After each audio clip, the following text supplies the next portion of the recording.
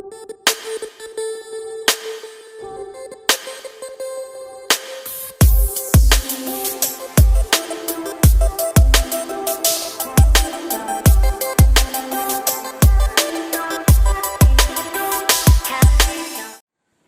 Student, last class में मैंने आपको बोला था कि हम दो एक्टिविटी के बारे में डिस्कस करेंगे। ठीक है, इस एक्टिविटी से आपके बहुत सारे क्वेश्चंस क्लियर हो जाएंगे जो कि आपके अक्सर पूछे जाते हैं 1 मार्क में या 1 लाइनर करके क्वेश्चन आपके पास जो आते हैं। ठीक है, पहली एक्टिविटी आपके पास प्रेजेंस ऑफ क्लोरोफिल को के बारे में जानने की।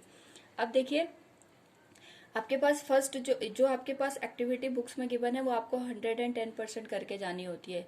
उससे बहुत ज़्यादा क्वेश्चन आपके एग्जामिनेशन में पूछ लिए जाते हैं। ठीक है, तो सबसे पहले हम क्या करते हैं, यहाँ पे take a plant with variegated leave. अभी वेरीगेटेड लीव्स क्या होती है, रबर प्लांट देखा होगा आपने। ठीक है, ऐसे प्लांट लेना है जिसकी जो लीव्स होती है उसमें मोर देन 1 कलर होते हैं, यानी ग्रीन कलर के अलावा भी अगर उसमें कलर प्रेजेंट है। जैसे मैंने यहाँ पे बना रखा है कि जो ये ब्लैक पोर्शन आपको दिखाई दे रहा है, येलो पोर्शन हो गया, और जो व्हाइटिश पोर्शन हो गया वो आपका ग्रीन पोर्शन को शो कर रहा है। तो ऐसी कोई लीफ हमने ले ली, मतलब ऐसा कोई प्लांट ले लिया जिसमें ऐसी लीफ मिलती है। फिर उस प्लांट को उठा के हम क्या करते हैं, अंधेरे कमरे में रख लेते हैं। कितने दिन तक? 3 दिन तक। ठीक है, 3 डेज तक। अब आप कहोगे ऐसा क्यों किया हमने? ऐसा करने से जो उसमें, अब मैंने आपको क्या बताया था, अगर 3 दिन तक अंधेरे कमरे में आप क्या करोगे, प्लांट को रखोगे तो क्या हो जाएगा, उसका स्टार्च यूज हो जाएगा। ऐसा सोचिए, अगर मैं आपको 3 दिन तक किसी अंधेरे कमरे में पैक कर दूं, आपको खाना पीना ना मिले, तो ऐसा तो होगा नहीं कि आप मर जाओगे। वहां पे क्या होगा, आपकी बॉडी आपके अंदर जो फूड वगैरह है वो उसको स्टोर करा हुआ जो फूड है उसको यूटिलाइज करती है। ठीक है, वैसे ही प्लांट के अंदर का जो स्टार्च, जो फूड स्टोर होता है वो स्टार्च के फॉर्म में होता है, वो क्या हो जाएगा, 3 दिन तक यूज हो जाएगा आपका। ठीक है, और उसके बाद हम क्या करते हैं, उस प्लांट को उठाते हैं, फिर धूप पे रखते हैं 6 आवर्स तक।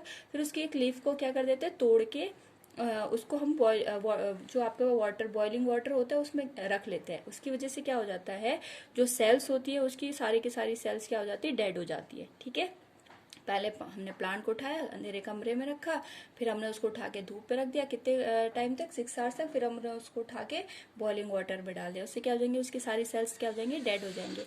अब क्या करते हैं, वहां पे हमें क्या करना होता है, उसका कलर अभी भी आपके पास ग्रीन, और जो आपके पास है जैसे उसका ओरिजिनल कलर होता है, हमें उसको डीकलराइज करना होता है। पहला क्वेश्चन इंपॉर्टेंट यहाँ पे बनता है कि अगर हमें ग्रीन कलर को, किसी भी चीज को अगर डीकलराइज करना होता है, उसके कलर को हटाना होता है, तो हम उसके लिए किसका यूज करते हैं, एल्कोहल का यूज करते हैं।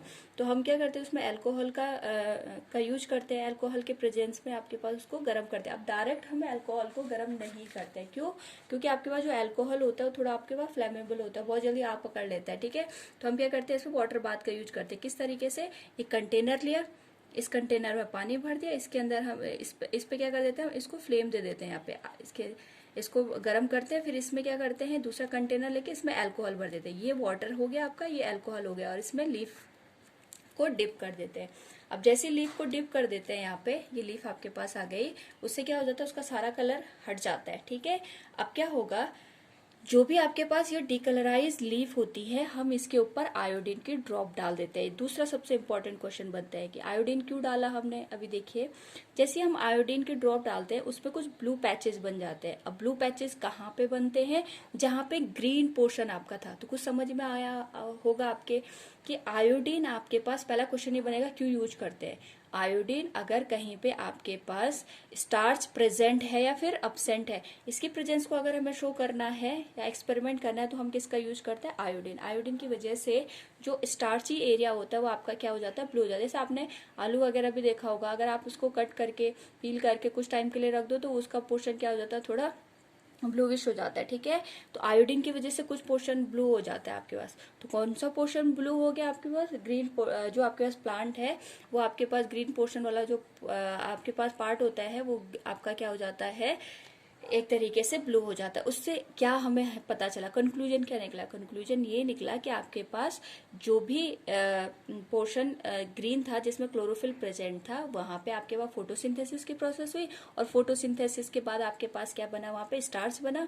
वह स्टार्च आपके पास क्या हो जाएगा, ब्लू पैचेस की फॉर्म में आपको दिख जाएगा। तो 2 क्वेश्चन आपको यहाँ से इंपॉर्टेंट बने, अल्कोहल क्यों यूज करना है और आयोडीन का फायदा क्या है। वैसे हम डायरेक्ट इसमें जैसे रबर प्लांट लेके उसमें डायरेक्ट आयोडीन मिला के भी एक्सपेरिमेंट कर सकते हैं, बट आपकी बुक में जो गिवन है मैंने उसके अकॉर्डिंग आपको समझा दिया। ठीक है, दूसरी एक्टिविटी आपके पास आती है यहाँ पे कि हमने हमारे पास जो सनलाइट होती है वो आपके पास जो आपके पास CO2 होता है वो आपके पास क्यों जरूरी होता है, या फिर वो क्या आपके पास जो रॉ मटेरियल हमने यूज करा CO2 अगर उसकी एब्सेंस हो जाए तो क्या प्लांट आपके पास यहाँ पे क्या कर देता है, फोटोसिंथेसिस की प्रोसेस को शो करता है या फिर नहीं करता है। इसके लिए हम क्या करते हैं, take 2 plants and keep them in dark room for 3 days। ये आपके उसमें दे रखा है NCERT की बुक में, आप एक्सपेरिमेंट देख लेना। मैं आपको बस समझा रही हूँ किस तरीके से हम इसको करते हैं। 2 प्लांट, 2 हम इसमें एक्सपेरिमेंट करते हैं। 2 प्लांट लेंगे, अलग अलग बॉक्स में उनको रख देते हैं। एक प्लांट उठाया हमने तो उसको क्या कर दिया, अंधेरे कमरे में रख दिया। दूसरा प्लांट उठाया, उसको भी अंधेरे कमरे में रख दिया। क्यों रखा, फिर वही बात, अंधेरे कमरे में रखने से क्या होगा, उसके अंदर की स्टार्च क्या हो जाएगी, खत्म हो जाएगी। ठीक है, अब क्या करते हैं, एक जो ऐसे प्लांट लिया हमने, एक को तो आप कवरिंग कर दोगे पूरा, ठीक है, और दूसरे और उसमें क्या डाल दोगे वहां पे, KOH, potassium hydroxide, KOH, potassium hydroxide डाल देते हैं। अब जैसे आपने यहाँ पे उसको पैक कर दिया, उसमें पोटेशियम हाइड्रोक्साइड डालने से क्या होगा, उसके अंदर जो भी CO2 वगैरह है वो आपकी एब्जॉर्ब हो जाएगी। यानी अब उस आपके पास कंटेनर के अंदर कोई भी आपके पास CO2 प्रेजेंट नहीं है। ठीक है, और दूसरा जो आपके पास प्लांट है, हम उसके अंदर KOH नहीं डालते, यानी पोटेशियम हाइड्रोक्साइड नहीं डालते। अब देखिए, क्वेश्चन ये नहीं बोलेगा वो आपको कि CO2 की प्रेजेंस है, उसकी एक्टिविटी को आप एक्सप्लेन कीजिए, बिल्कुल नहीं। क्वेश्चन यहाँ से ये आपके पास पूछा जाता है कि जब हम CO2 की प्रेजेंस को वहां पे मेजर कर रहे होते हैं, एक्सपेरिमेंट कर रहे होते हैं, वहां पे CO2 को एब्जॉर्ब करने के लिए कौन सी या फिर कौन सा कंपोनेंट हम यूज करते हैं, तो कौन सा कंपोनेंट यूज करते हैं, पोटेशियम हाइड्रोक्साइड। या फिर ये बोलेगा अगर हमने किसी बीकर में KOH को डाल दिया तो कौन सी गैस वहां पे एब्सेंट हो जाएगी, तो कौन सी गैस एब्सेंट हो जाएगी, आपकी CO2।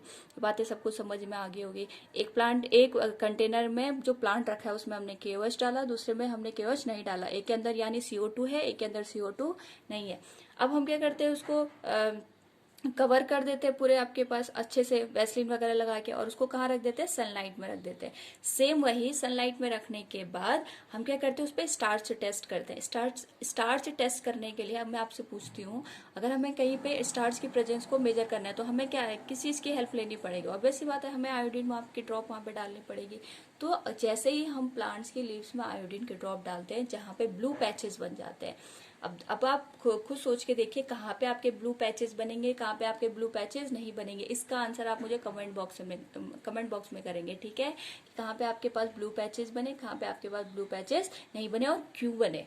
ठीक है, यहाँ पे आपकी एक्टिविटी 1 और एक्टिविटी 2 कंप्लीट होती है। ठीक है, अब देखो यहाँ पे नेक्स्ट आपके पास एक होता है कि सनलाइट आपकी जरूरी है या नहीं है। इसको हम सिंपल वे में भी समझ सकते हैं कि आपने प्लांट को, या फिर हम इसको जब हम पढ़ते हैं कोऑर्डिनेशन ऑफ प्लांट, वहां पे भी हमें समझ में आ जाएगा कि सनलाइट क्यों जरूरी होती है। ठीक है, सनलाइट के प्रेजेंस में ही आपके पास जो लाइट एनर्जी है वो किस में कन्वर्ट होती है, मतलब एनर्जी का कन्वर्जन होता है। ठीक है, जो एक्टिविटी आपको क्लियर हो गई। नेक्स्ट जब क्लास होगी मैं आपको उसमें ह्यूमन डाइजेस्टिव सिस्टम पढ़ाऊंगी, बहुत मोस्ट इंपॉर्टेंट टॉपिक है। तब तक आप सारा जो भी आपके पास प्लांट से रिलेटेड हमने यहाँ पे न्यूट्रिशन वगैरह पढ़ा उसको अच्छे से रिवाइज कीजिए। जो एक्टिविटी के आपके पास छोटे छोटे क्वेश्चन बनते हैं उनको जरूर से आपको क्या करना है, रिवाइज करना है। Thank you.